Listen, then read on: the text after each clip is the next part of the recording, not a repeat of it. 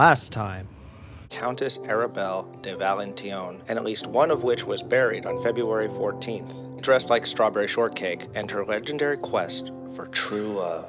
But what does she know? And there are no decorations in Ishgard on the real-world Valentine's Day. Never ever met before guinea pig in the family business, or seems to be completely unknown, comes directly from the House Valentione coat of arms. So if it's not yellow, you made a big mistake. Nepotism, this is nothing like that. And to make a long story short, and yes, trial account, as the town gossip, or one of the others, pick up chicks at work by building them birdhouses. My man. A vote for Bert. No going back now. Accidentally chose Astrid. See the family resemblance? Your vote is cast. Too late! And she expresses her disgust to see what other surprises Bert has in store for us. welcome back. The results are in. Was it cute little Astrid, Lisette's sister, and her first choice? Rodrigault, the intellectual, who believes if you care for the inside, what is outside cares for you. Or the practical Bert, Mr. It's not who you are underneath, but what you do that defines you. And the winner is Astrid. You mean on your world? No, not just on my world. I mean, every world. What the how in the world? I'll come back to this later. So, go talk to Lisette to pick up the next quest. There could have been potentially one of 3 different quests available, but since we know what happened, the quest you get is Astrid's Acumen. Lisette sends you to spy on Astrid as she tries to help our victim. We find out our so-called mystery man is actually Ywain, master of the Lancers Guild. So you go over to the Leatherworkers Guild for some reason.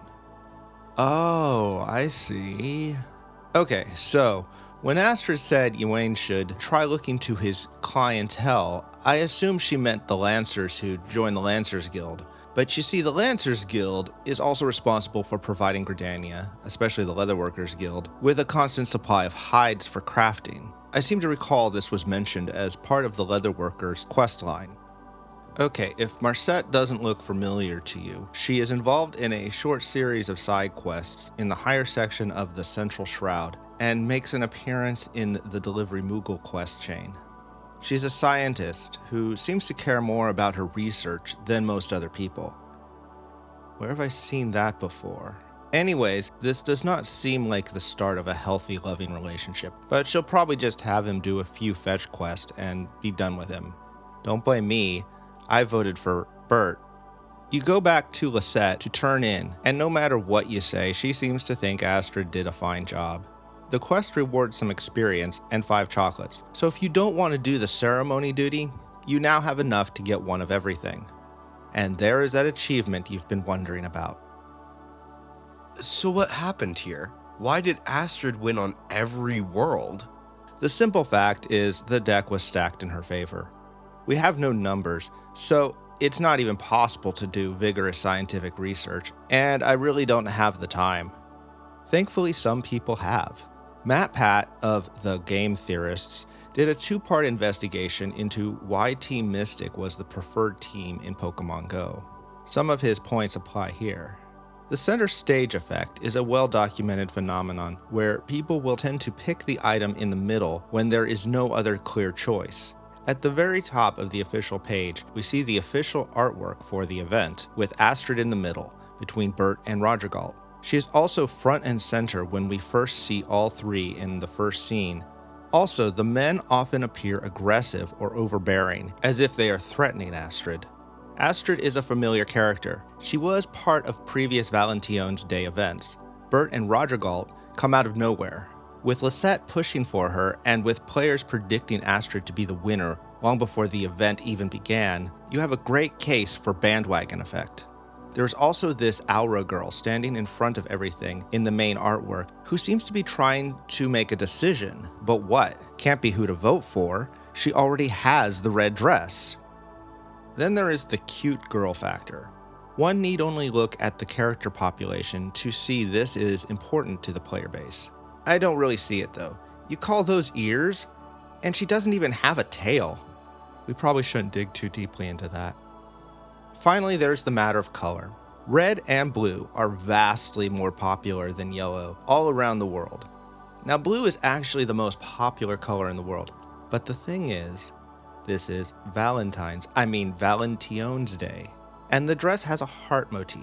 What of those three colors are you going to wear on Valentine's Day that is also heavily associated with hearts? In the context of love, blue is usually associated with sadness or rejection, and black and blue is usually associated with injury. Was there any attempt to balance this out? Well, they do give the others center stage sometimes. For example, Rodrigault and the blue choice is in the middle most of the time on the webpage outside of the main artwork. With the three characters' ideas, it seems they were going for a mind, body, and heart, or thinker, doer, and feeler thing, like Star Trek, but that gets kind of muddled. They made a point of mentioning that the outfits can be dyed to exactly match any of the other choices, so people shouldn't be choosing based on color alone, right? But for these to have any effect, people need to be paying attention to the quest dialogue, or the whole website. Reading. And even though the clothing can be dyed, why would people bother if you can just get what you want without that extra step? Some people are really upset at this, and I think the issue is that it's a matter of wasted content. You know, that thing that people keep saying there isn't enough of? Bert's and Rodrigault's versions do exist, and you can read the quest text if you like, but there is no way to experience them in-game. The webpage even mentions the possibility of traveling to other servers to see alternate outcomes. I think that piqued the interest of some players. That whole aspect might have made the event more interesting and given people more to do, at least on alts. Anyways, it's just a theory. A game. No. This is my second Valentione celebration. I missed one a couple years back. Last year's was weird. The story was kind of vague and meh, and there was this unusual focus on cutlery. This two-phase idea is a nice change. As I mentioned in the previous part, the main holidays in Rift have multiple stages. However, their events are much more involved, with lots more to do and multiple daily and weekly quests. And that might be too much, but this was anticlimactic. There was nothing more than a single quest in the second part.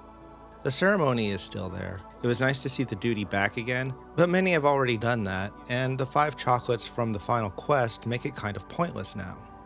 So the outfit you got cannot be placed in the armoire. Don't worry, they are working on a fix for 5.2. Notice it cannot be reclaimed from the recompense officer. In fact, several items cannot. Notice that the hats from the last 2 Heaven's Turn celebrations are also not available. Anyway, thank you for watching. Don't forget to like, comment, and subscribe. Goodbye. Valentione's Day is a trademark of Valcorp.